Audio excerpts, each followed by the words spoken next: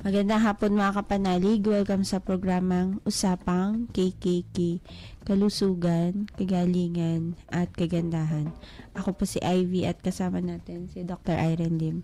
Para po sa inyong mga katanungan, maaari po kayong mag-text sa 0922-875-2899, 0925-896-1689 at 0917-810-6169. Para po sa may mga YouTube at Facebook, pwede nyo po hanapin si Doc. Type nyo lang po ang Dr. Irene Lim. Gandang hapon, Doc. Magandang hapon pong muli sa inyong lahat at welcome po sa ating talakayan sa Usapang KKK. Ang inyo pong lingkod, si Dr. Irene Lim, ang magbibigay na naman po sa inyo ng panibagong kaalaman. And always remember that knowledge is power. Ligtas ang may kaalaman. When you lose your health, you will lose everything. Paki-like, share, and subscribe po. I-type nyo lamang ang Dr. Irene Lim both sa YouTube and sa Facebook. And yung mga na-miss out nyo hong episode ay pwede nyong hanapin dyan, no? And ang ating pong tatalakayin sa hapong ito is constipation and diarrhea. Okay. So, kailan ba natin masasabi na ang isang tao ho ay may constipation? Ha? Actually, ito ho ay isang kondisyon kung saan matigas at masakit ho ang pagdumi. Kung ikaw ay hindi makadumi sa loob ng 3 araw, pwede hong masabing kayo ay constipated. Of course, pag palagi na lang ho kayong constipated, pwede ho itong magdulot ng almoranas or hemorrhoids.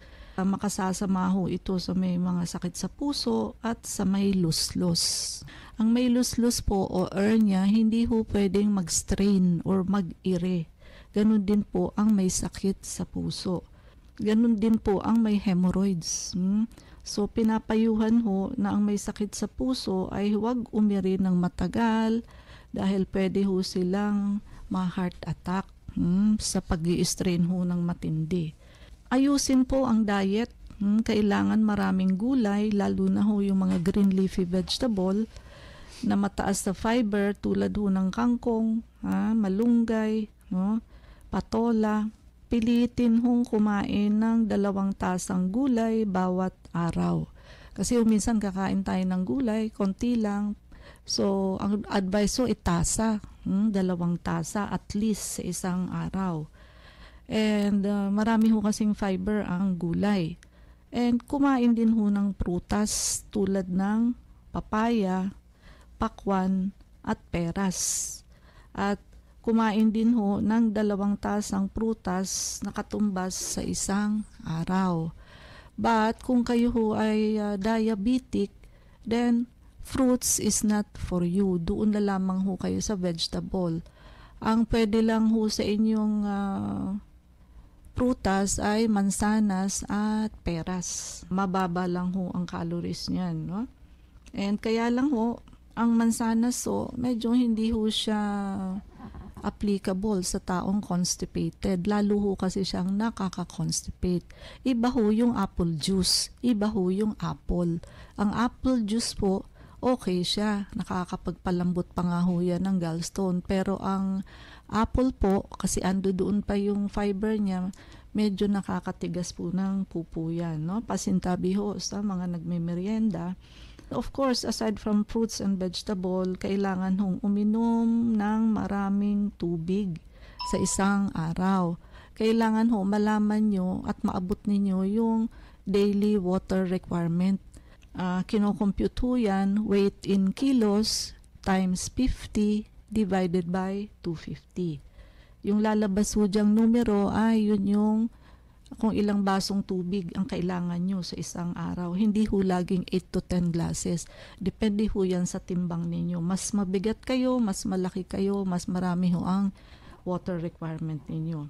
Kapag kahukulang sa tubig, lalo hong parang magiging bato ang inyong dumi. Kailangan din ho maglakad-lakad po tayo, igalaw-galaw ho ang ating katawan, maglakad pero wag mag-jogging, tumalon-talon, konting kilos-kilos para ho bumilis yung paggalaw ng ating bituka. yung abdominal movement. And yung pagtawa din ho ng madalas ay para na rin hong isang uri ng ehersisyo. Kasi lalo na pag malakas ho yung tawa natin, na namumove din ho yung ating abdominal muscle. Ayun, mas maganda ho kung sinasanay natin ang sarili, yung takdang oras laging ganun. So, halimbawa ho, tuwing umaga, bago kayo maligo, ang biological clock ho ng colon is 5 to 7 a.m. So, kaya ho dyan maganda mag-move ng bowels. Then after that, maliligo na ho kayo, mag-aalmusal at papasok sa trabaho. So, 7 to 9 naman ho, stomach. So, yan naman din ho ang pinakamagandang time for breakfast. And sa ganitong paraan ho, masasana yung inyong katawan sa nasundin ho yung ganong schedule. May isip ho kasi yung ating cells, may consciousness. Kaya pag sinanay nyo siya sa ganong oras ng kain, tulog, gising, ayun ho, palaging ganun. Pwede nyo rin hong suriin ang mga gamot na inyong iniinom na maintenance. May mga gamot ho kasi na nagdudulot ng constipation tulad ho ng mga gamot sa kirot at iba pa. At saka yung mga gamot ho sa may Parkinson's, so sa may mga restless leg, ang isa ho sa side effect, constipation. Tsaka yung mga yung mga pain reliever na may no? So addictive, nakaka-constipate to. Kapag hindi ho nakuha, yung mga binanggit natin is natural. Gamutan ho yun, no? Pwede din ho sumubok ang pasyente ng paminsan-minsan lamang ho pag talagang matindi. Yung pampadumi ho or tinatawag nating laxative. May iba-iba hong uri ng laxative. So, meron hong mabilis ang effect, meron din hong hindi ganun ka-immediate ang effect, no? Yung mabilis ho ang effect, ito ho yung mga Bisacodil 5 mg tablet, mapapadumi ho ang pasyente sa loob ng 8 hanggang 12 hours. Although sa katagalan ho, pag lagi na hong ginagamit, nagpo-form din ho ng tolerance ang pasyente. Kumbaga hindi na siya ganun katalab. Kumbaga may tolerance. Yung medyo mabagal ho ang effect ng mga laxative ay tulad ho ng lactulose. Binibigay ho ito 1 hanggang 2 kutsara sa gabi. Pagkatapos ito binibigay ho ito sa may mga edad na, yung may mga sakit sa puso, yung mga na-stroke na at nakaratay. Pwede rin hong psyllium fiber. So ang psyllium medyo mabagal din ho yan, no? Pag nagsipsyllum fiber ho kayo, dapat marami ang inom ng tubig. Kasi mag-e-expand pa ho yan. Lalo hong babara yan kung hindi nyo iinuman ng water kasi nga ho nag-e-expand.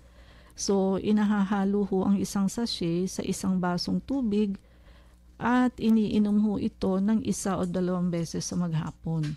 So, nakalalambot ho yan ng pagdumi. Kaya lang, hindi ho hours. Minsan 1 to 2 days or 3 days. Mild lang ho yan, kaya yan ho ang ginagamit sa may mga edad na at may sakit sa puso, mga na-stroke. Hindi ho masyadong ginagamitan ng mga fast-acting laxative ang mga may ganito hong karamdaman. No? Meron hong 4 na prutas na madali hong tandaan kasi puro letter P ho ang start niya na makatutulong ho ng malaki sa pagpapaganda ho ng dumi ng tao, no? So pagka lagi ho kayong constipated, pwede hong lumala ang sakit sa puso, yung mga may hernia, luslos, at yung may mga almoranas. And yung mga buntiso or kababaihan na may edad na ay madalas hong hirap sa pagdumi, no? Hindi naman ho pinapayo ang pag-inom ng gamot o herbal tea para makarumi. Sa katagalan ho kasi nakasasama din ho yun, no? So may mga prutas ho na mabisang lunas para hindi makonstipate ang pasyente. Nangunguna ho ang pakwan. So ang pakwan ho ay may taglay na 92% alkaline water ho kasi yan. So mataas ho ito sa vitamin A, vitamin B, vitamin C, lycopene at potassium. So, ang pagkain ho ng 2 hiwa ng pakwan sa maghapon ay pwede na hong magpalambot ng dumi. May benefit din ho ang pakwan para sa bibig, sa sikmura at sa bituka. At nakatutulong din ho ito sa may singaw at sa may mabahong hininga, bad breath. Pangalawa ho, letter P pa rin, papaya. Ang papaya ho ay napakabisang prutas para sa hindi makadumi. Kapag ka ho kumain ka ng 1 o 2 hiwa ng papaya ay sigurado hong lalambot ang iyong dumi. Kapag matamis ang papaya ay mas mabisa hong makatulong ito sa pagpapalambot ng dumi. So mas matamis ho, mas maganda sa constipation. Mataas din sa vitamin C ang papaya, kaya masustansya ho ito. Huwag lang hong sosobrahan ng pagkain at baka naman ho magtain naman ng pasyente, no? So pakwan, papaya, peras. So ang peras ho ay napakayaman ho sa fiber at sorbitol na makatutulong ho sa pagdumi.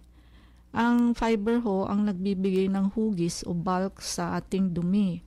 At ang sorbitol naman ho ang nagbibigay ng tamis sa peras at humahatak ho ng tubig sa loob ng bituka para lumambot ang dumi.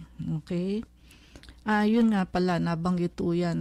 Ang psyllium fiber ho kasi, pagka naman matagal nyo na hong gumagamit, instead na makatulong ho, hinahatak niya naman ho yung water sa loob ng ating colon. So, dapat nga ho ang colon natin nahahydrate, hindi ho nahahatakan ng tubig. So, ang peras ho, ayun nga, yung sorbitol content niya, yun ho ang bibigay ng tamis, pero siya rin ho ang naghahatak ng tubig sa loob ng bituka.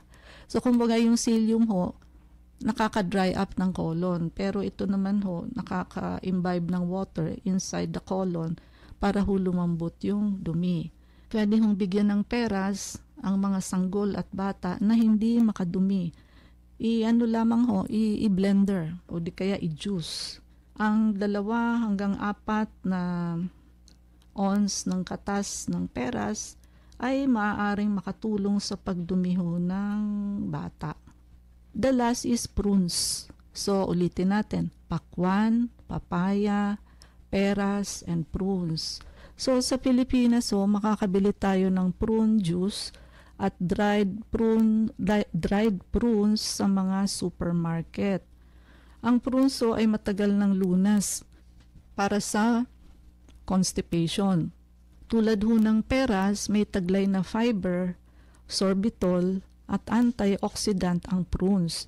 So, sa bawat kalahating baso ng prune juice, may sangkap po itong 6.1 grams ng sorbitol.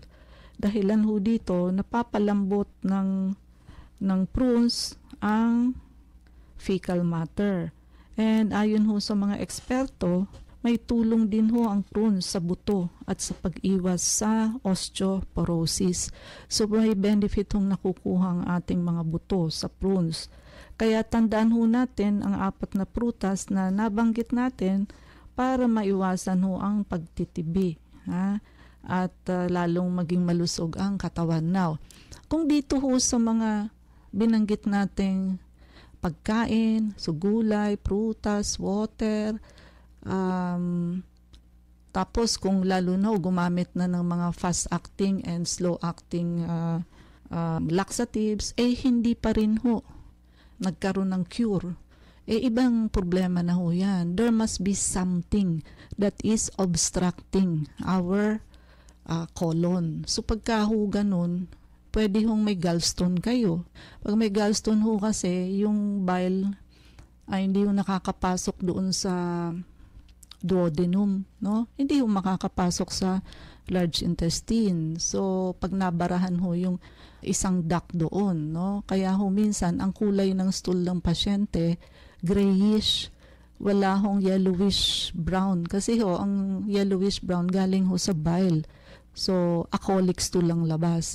Tapos, baliktad ho, grayish stool, tapos yung ihi, yun naman ho ang madilaw na madilaw. Kasi ho, doon niya ilalabas yung bile sa ihi. Kasi napunta ho sa blood, hindi ho napunta sa pupo. So, yung mga ganyang kaso ho, may obstruction sa mga ducts, constipated po yan, no? Hindi ho katulad nung medyo constipation lang na kulang lamang sa tubig at fiber, no?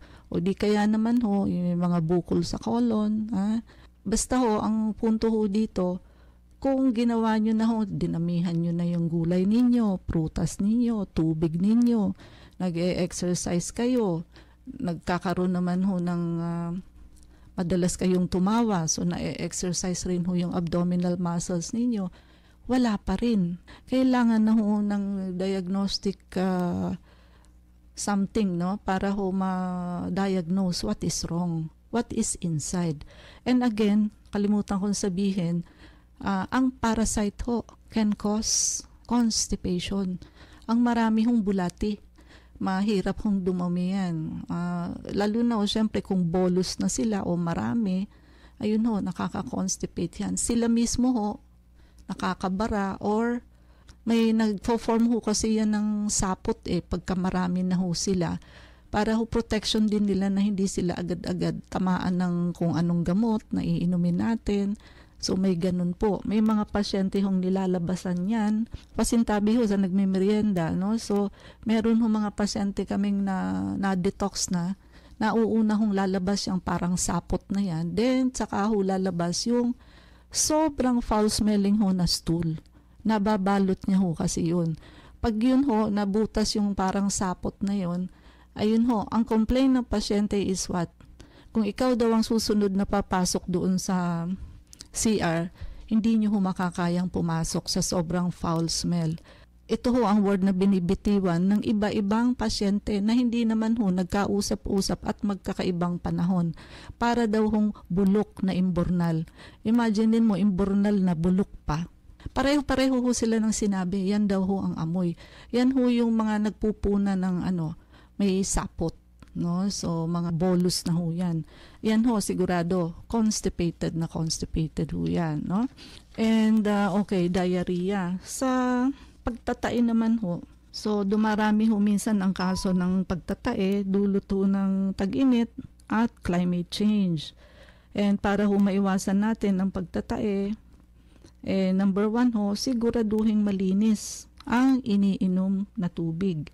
Kung hindi ho tiyak kung malinis ang tubig, pakuluan ho ang tubig ng 5 minutes.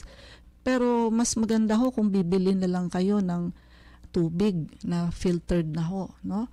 Kasi ho, magkano lang naman, 25 pesos or 30 pesos, sa mahal na lugar 50 pesos. Pero ho, 5 galon na ho yun no? So matagal nyo na rin hong iinumin yun. Ang problema ho kasi pagka pinakuluan nyo lang ho, binoil nyo lang yung water, yung mga heavy metals ho doon, including chlorine, hindi nyo maaalis yung mga chemicals.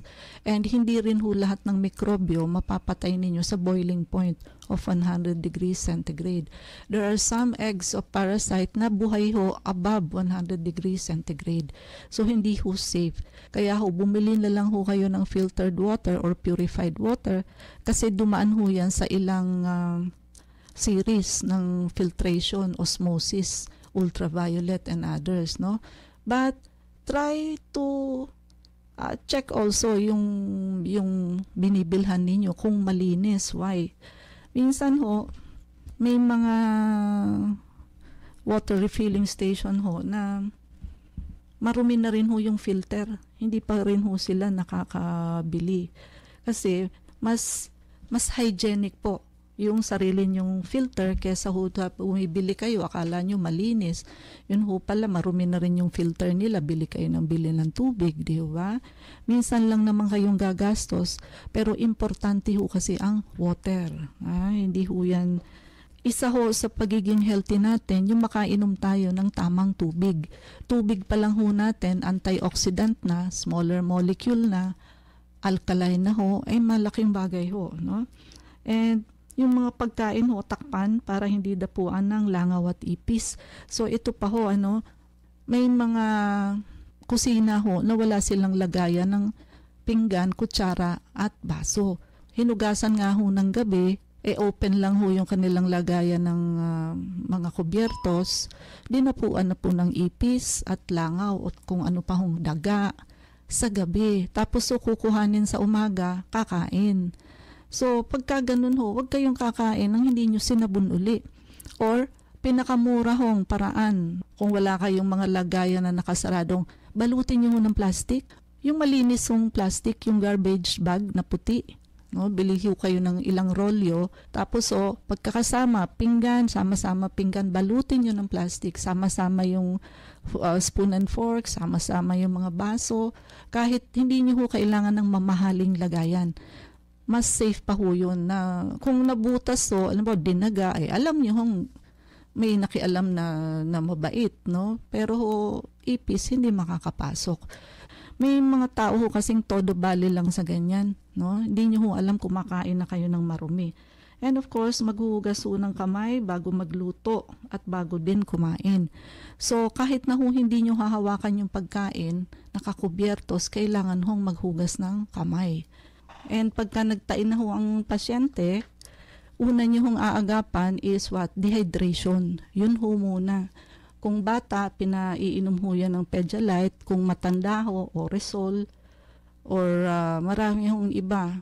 Kailangan ho, palabasin nyo muna yung ilang beses yung diarrhea para ho mailabas yung germs. Saka ho, pagka hindi mahinto, saka ho kayo magpainom ng antibiotic. Kaya lang ho, ayun nga, kailangan nyo ang reseta ng doktor. Kailangan ho muna dehydration kasi delikado hong makamatay yan both sa bata at sa matanda, sa elderly. No? So, Ivy? Doon po sa mga nais magtanong, mag-text po kayo sa 0922-875-2899. Diagnosed with asthma and allergies. Always remember na ang may asthma and allergies, and ang asthma ho is also a kind of allergy, no? So ang gamot ho dyan sa conventional is what? Steroid and bronchodilator. Then para ho hindi umulit, naka-maintain ho kayo niyan sa steroid to prevent inflammation. But pag hininto nyo ho kasi yan, babalik din.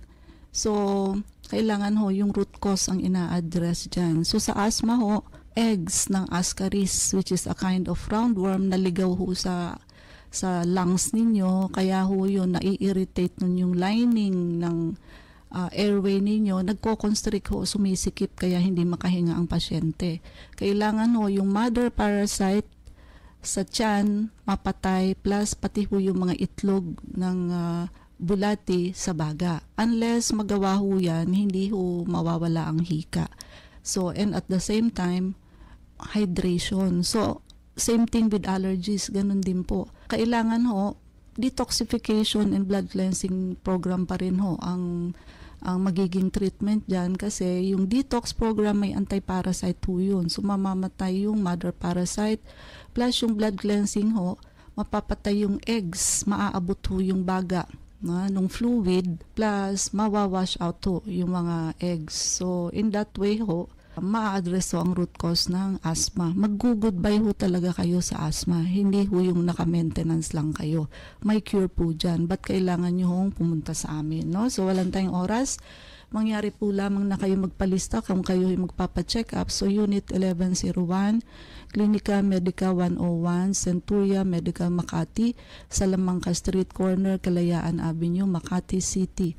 So ang landmark ho natin is along Makati Avenue, yung corner General Luna Street. Everyday ho bukas ang clinic, pati na rin Saturday and Sunday and even holidays. Kailangan lamang ho magpalista kayo ahead. Ang mga numero ay Pwede po kayong tumawag sa 546-9412, 0922-875-2899. Pwede rin po kayong mag-text sa 0925-896-1689 at 0917-810-0101. Prevention is better than cure and health is the best investment. Regaluhan niyo po yung sarili ng pagpapacheck up para ho ma-auscultate namin ang likod ninyo, maagapan ho kung kayo ay may walking pneumonia. Sabayan niyo na ho ng pagpapavector scan, detoxification ng blood cleansing program kasi yan ho, 2 procedure na yan ang mag-a-address sa root cause ng halos lahat ng sakit. And paki-like, share, and subscribe po. I-type nyo lamang ang Dr. Irene Lim both sa YouTube and sa Facebook. Ivy? Please like us on Facebook. Ang account po natin ay Klinika Medica 101. Maraming salamat mga kapanalig sa pakikinig sa amin sa hapong ito. Abangan niyo po muli kami bukas alas 4 hanggang alas 4:30 ng hapon sa programang Usapang KKK. Kasama natin si Dr. Irene Lim. Ako po si Ivy at sumayin niyo ang katotohanan. Salamat po. Abangang muli ang programang